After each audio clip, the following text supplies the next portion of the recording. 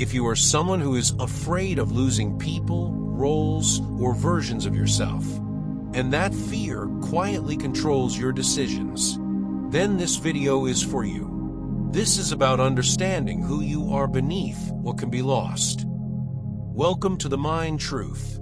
Before we begin, write in the comments your own "I am" affirmation of the day 3 times and 3 things you feel genuinely grateful for right now, no matter how small. This simple act helps the mind settle and prepares it to receive what follows. Now let's begin. Chapter 2, Part 3.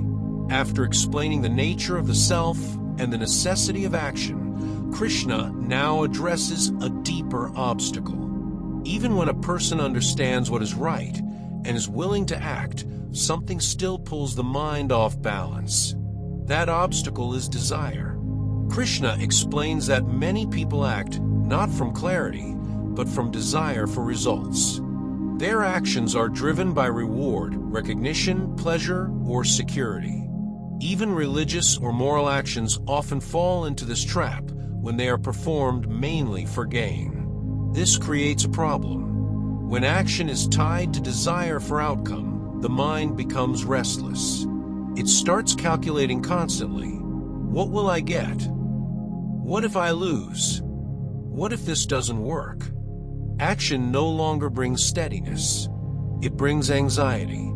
Krishna points out that such desire-focused thinking weakens understanding. When the mind is obsessed with results, it loses the ability to see clearly. Decision-making becomes reactive. One moment hopeful, the next fearful. This is why Krishna introduces a different approach.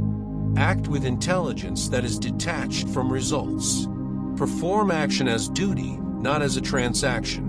When action is done without obsession over outcome, it stops binding the mind. Here comes an important distinction.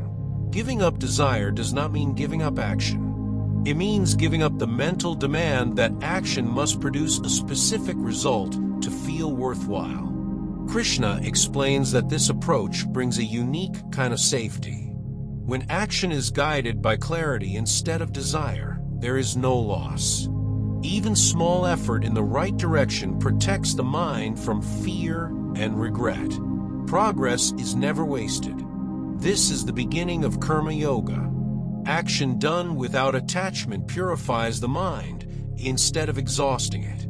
It brings steadiness instead of tension. Krishna contrasts this with desire-driven action. When desire dominates, the mind becomes scattered.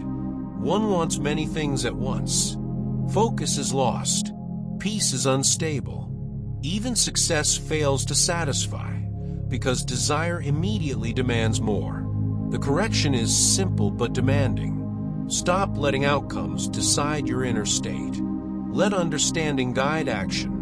When intelligence leads and desire follows, action becomes freeing rather than binding. Now this teaching speaks very directly to everyday life. Most of our stress does not come from work itself. It comes from what we want from work.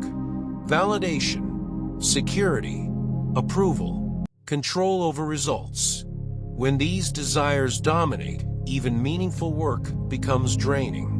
We see this in careers, relationships, and personal goals. We act, but we are constantly checking outcomes. We measure our worth by success or failure. When things go well, we feel temporary relief. When they don't, we feel crushed. The Gita shows us that this pattern is not sustainable. Desire-based action keeps the mind unstable. It never allows peace to settle. When action is done because it is the right thing to do, not because it guarantees a reward, the mind becomes calmer. Effort becomes cleaner.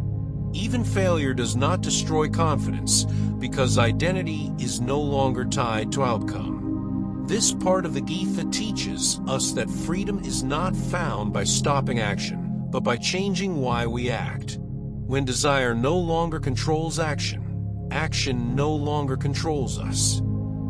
In the next part, Krishna explains what steady intelligence actually looks like in daily life, how a person with clarity thinks, responds, handles success, failure, pleasure, and pain, and how inner stability is maintained in a changing world.